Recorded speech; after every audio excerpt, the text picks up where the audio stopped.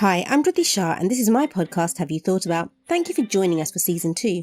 I'm a writer and I love to find out about what passions people are pursuing, and also what makes them tick. The podcast is for those who are reckoning and tired of being told you can really just have this one focus, just one thing that makes you you. In each edition, I'm going to chat with someone who breaks these lines and who's managed to fit things together in their life or profession that you might not think of as an obvious match. You're about to hear me chatting with Leigh Honeywell, a digital security expert, founder and CEO of Tall Poppy, and someone who has a passion for disaster preparedness and activism. Now, Leigh, you've got over a decade's experience in computer security and you've worked with some pretty big names before setting up a very unusual company. So tell us a little bit more about your background and journey to Tall Poppy. I think the thing that I love the most about working on Tall Poppy is that it really combines my sort of past day jobs and educational background in computer science, where I was working at big companies like Microsoft, Salesforce, and eventually Slack, doing somewhat traditional cybersecurity work, although I was fortunate to get to do pretty cutting edge stuff, protecting companies, protecting infrastructure,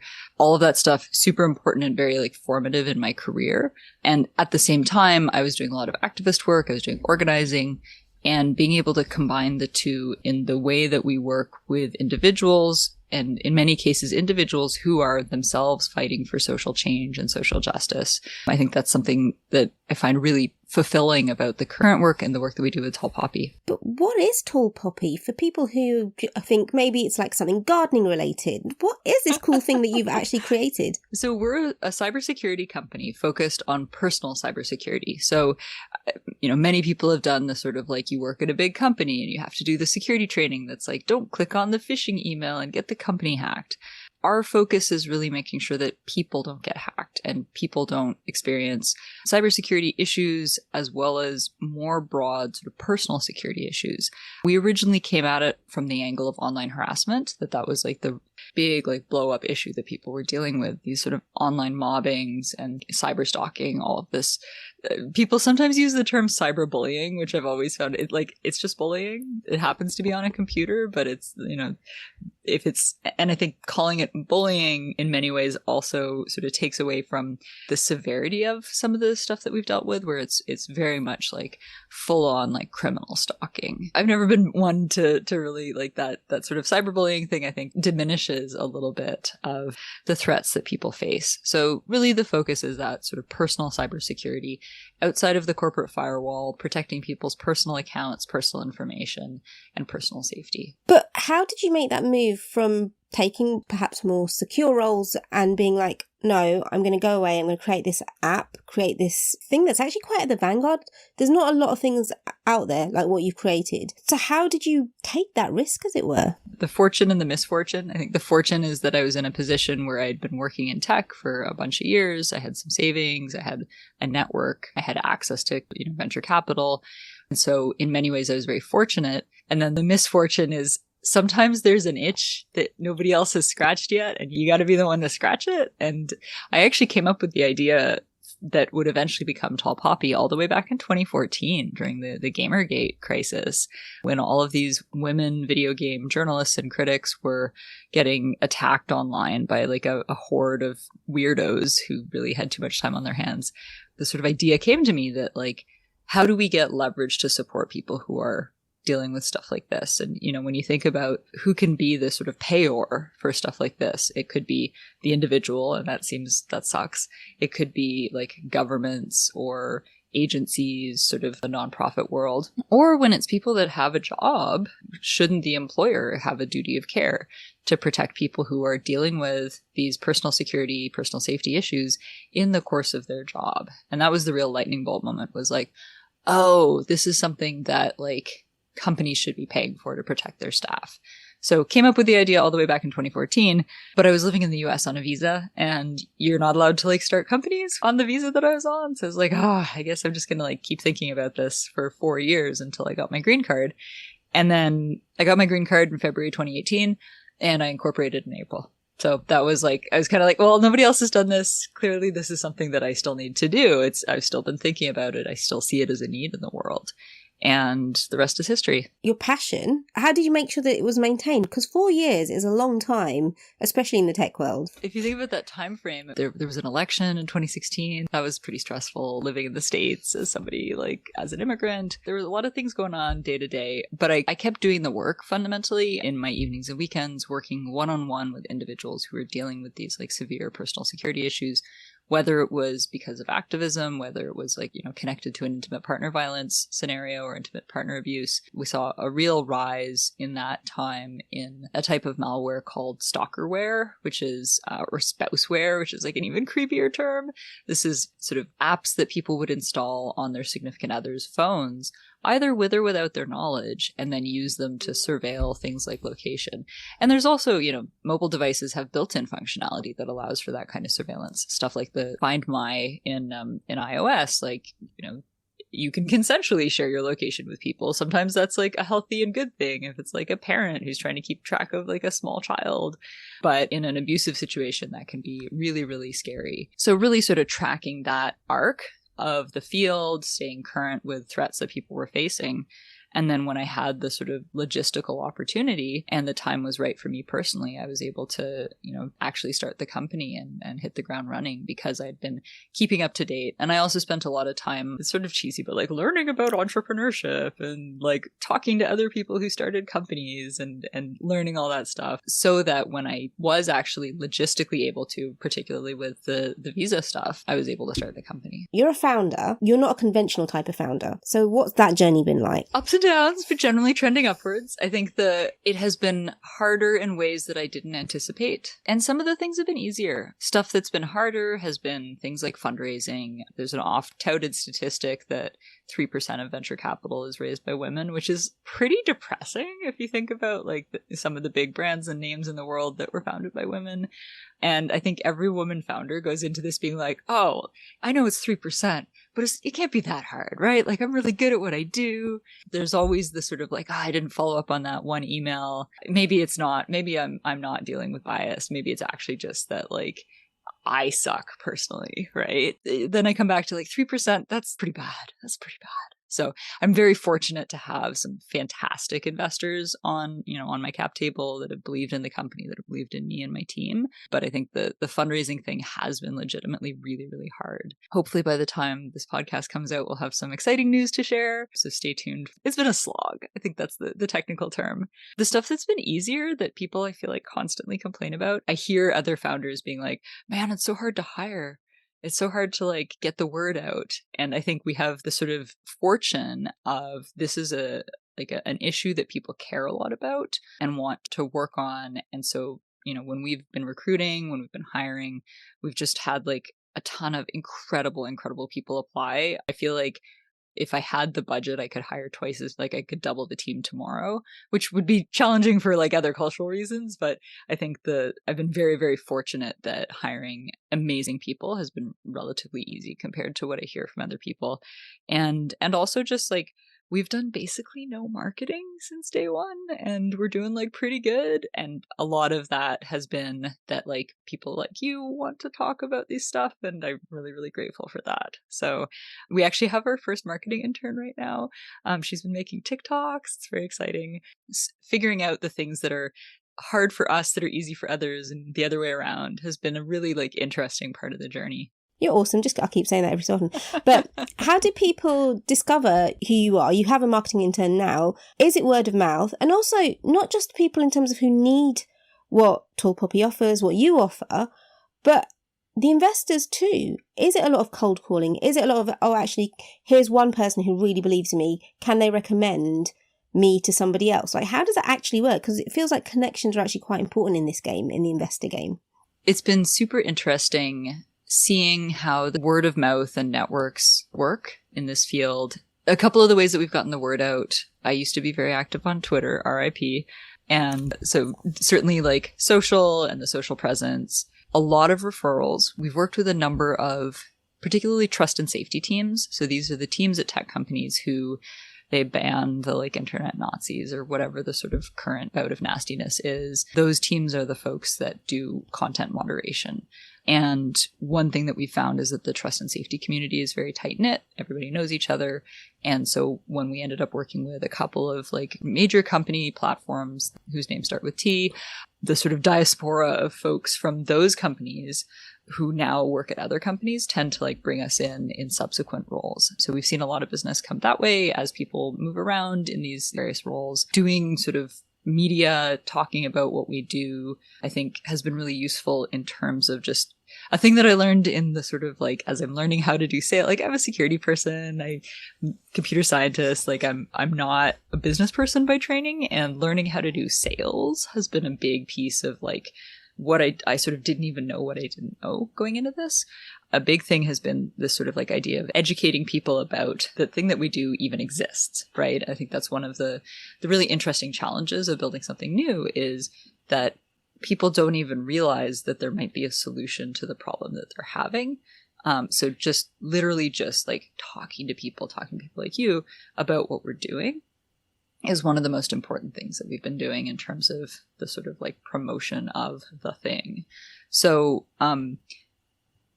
one of the other things that we've been doing is engaging in the sort of civil society efforts around fighting online. There's, different terms used in different places. I think the UK is using online harms a fair bit as a sort of catch-all term. Other places use online violence, and, online harassment is the sort of traditional term, but all of these different things. There's a group out of the International Women's Media Fund called the Coalition Against Online Violence, and we've been highly engaged in that for the past 2 years.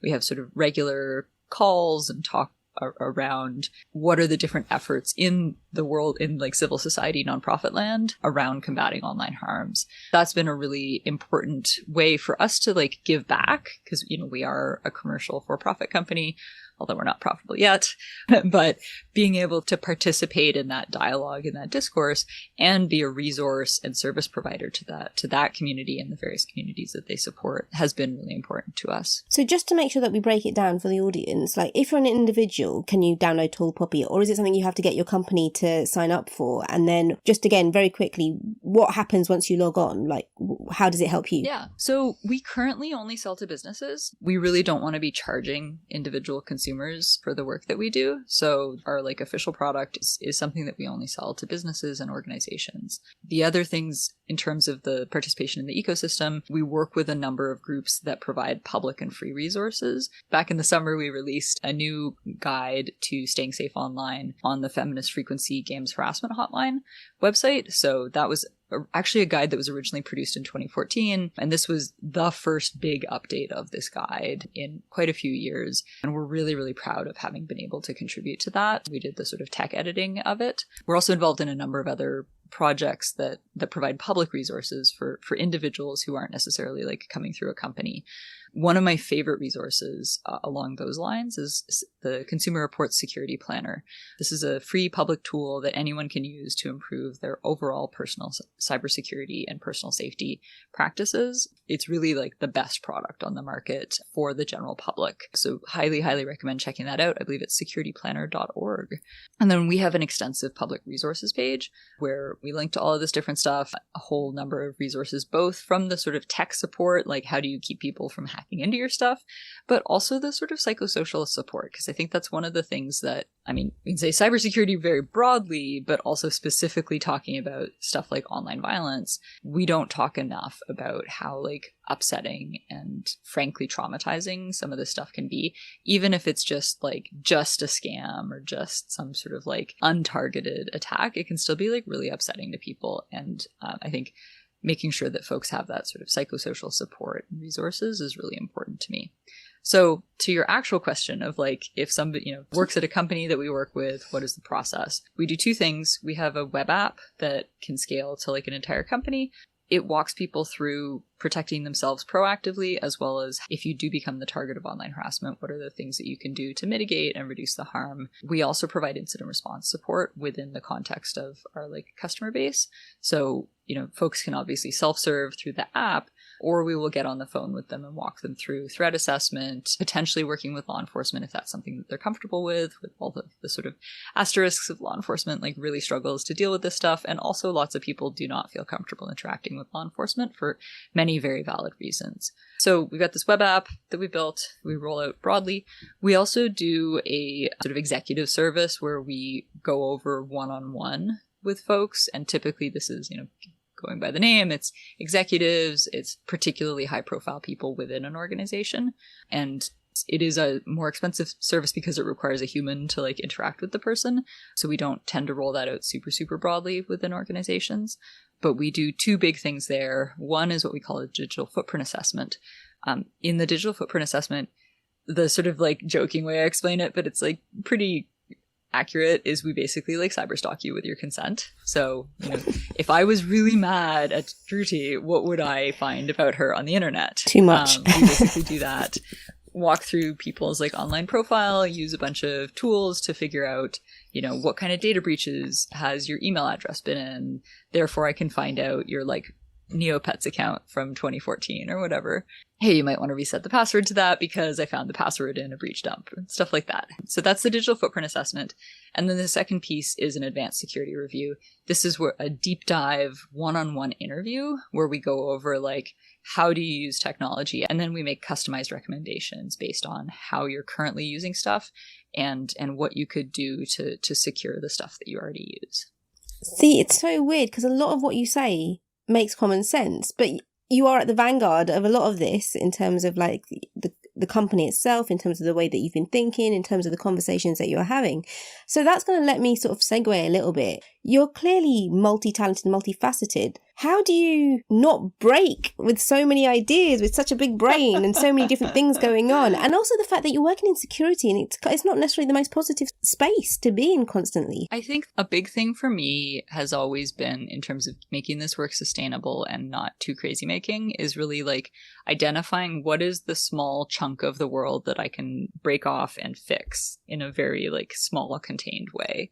And I do have a zillion projects on the go, or at least on the planning board. I feel like being able to make like little bits of progress on all of them makes me feel really happy, even if I'm not like getting, obviously Tall Poppy is my day job. That's like the thing I am the most focused on. But my other sort of like hats that I'm wearing right now are, I'm on the board of a local nonprofit that's doing housing advocacy. So we have a housing crisis in Canada, which is bonkers because we have so much space. Every time I say that out loud, I'm like, this is the most ridiculous thing ever. But the reality is that Canada has built the fewest houses per population of any country in the G20. I have been an immigrant in the States. I very deeply and strongly believe in immigration to Canada. But there's something about like, if we actually want to be welcoming, we have to build houses. I've been really involved in this local nonprofit, and literally talking about like changing little tiny bits of the world.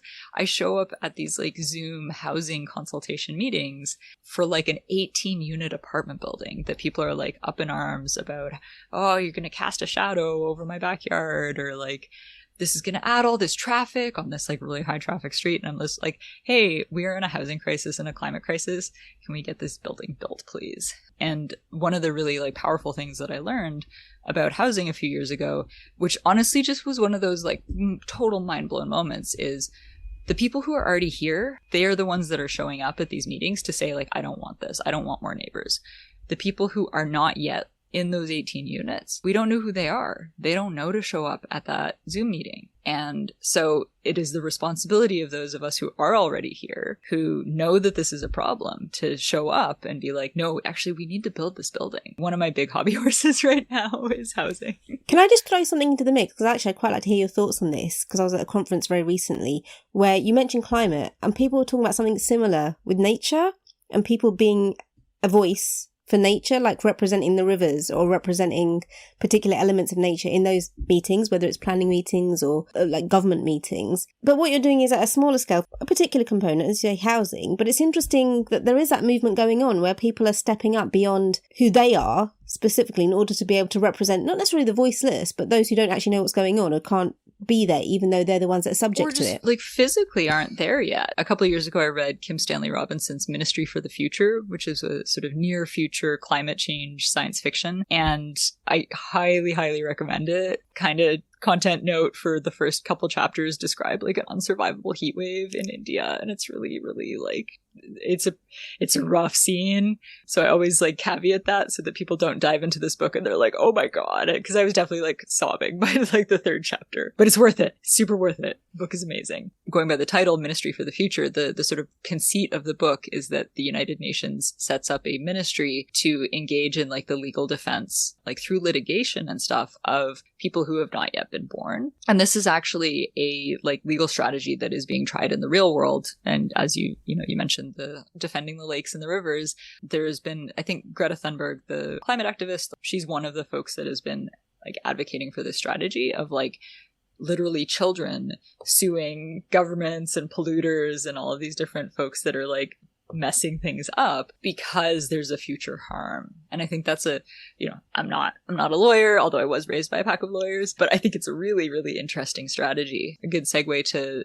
the other little chunk of trying to fix things that I've been thinking a lot about, which is really around like emergency preparedness. This is a Thursday. We were supposed to record on a Tuesday, and I had to reschedule because my internet had been down, because we'd had this huge storm and the power was out for a couple days. And that's like the second one this year.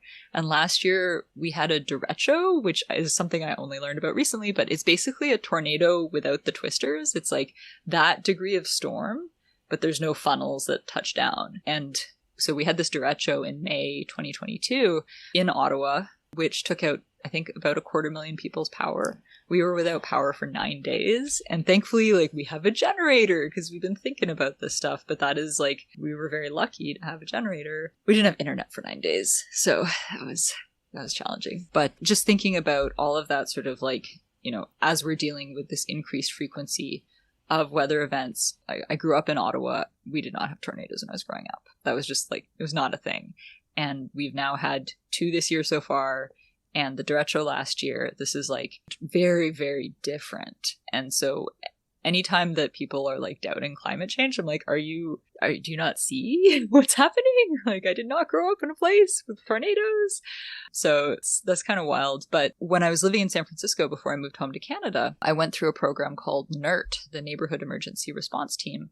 And this is a program that was set up in the wake of the 1989 earthquake, where they realized like, hey, let's actually get a whole bunch. Let's build surge capacity of individual members of the community who want to learn the basics of first aid, the basics of like, we call it earthquake eyes. Look at a building, see if it has unreinforced masonry. Is it going to fall down now that we've had this earthquake? Identifying like, where's the natural gas shutoff line? So because when in the 89 earthquake, all these houses caught on fire because the gas lines broke. And so you got to be able to like, let's go turn off the gas outputs. So building that sort of community resilience is something that I've been thinking a lot about. This past weekend, we had this other power outage. My neighbor's fridge was plugged into my garage because we had the generator running. So making sure that people are like talking to their neighbors and identifying like, hey, who in the neighborhood is an elderly person who's not mobile? Can we make sure that they're okay in the wake of this storm or whatever? And then you've got the additional challenge of like, you're in a high rise or like multi-unit buildings. How do we make sure that, frankly, that the laws require those buildings to have generators so that somebody who's like less mobile is able to like get out of the building if there's any sort of incident? We had this 9-day power outage. If you're on the top story of a tall building, you're stuck there. And if there's a medical emergency, that can be super, super scary. So some of this stuff can be done in the like super individual community level. Some of this stuff has to be done from like a regulatory framework because, some random apartment building, they're not going to install a generator out of like the goodness of their hearts. You have to regulate them. But my dream is that everybody should have something like the NERT program in San Francisco. And like there are programs like that around the United States. But as far as I've been able to tell, in Canada, there's only like the 72 hours of supplies kind of level of community preparedness. I want to go a step higher than that and like get people talking to each other, get people learning these skills. Although thankfully we don't need to learn the like earthquake goggles as much here. It doesn't take that much work to do this kind of emergency preparedness, but it takes knowledge and like access to the information. And that's, I think, the big thing that I think is missing right now. And that was the amazing Leigh Honeywell, digital security expert, founder and CEO of Tall Poppy, and helping you get prepped for all emergencies. Do you have an interdisciplinary life? Because I would love to hear from you, and perhaps we can chat on this podcast that goes with my newsletter, which is called Have You Thought About, and can be found via www.dritishah.com. Please join me next time for a fun conversation with another guest who likes to mix up lots of things in their life. If you like the podcast, do share, rate and review. It's an independent podcast, and if you find it helpful, then let people know. Thank you to Rian Shah for the music.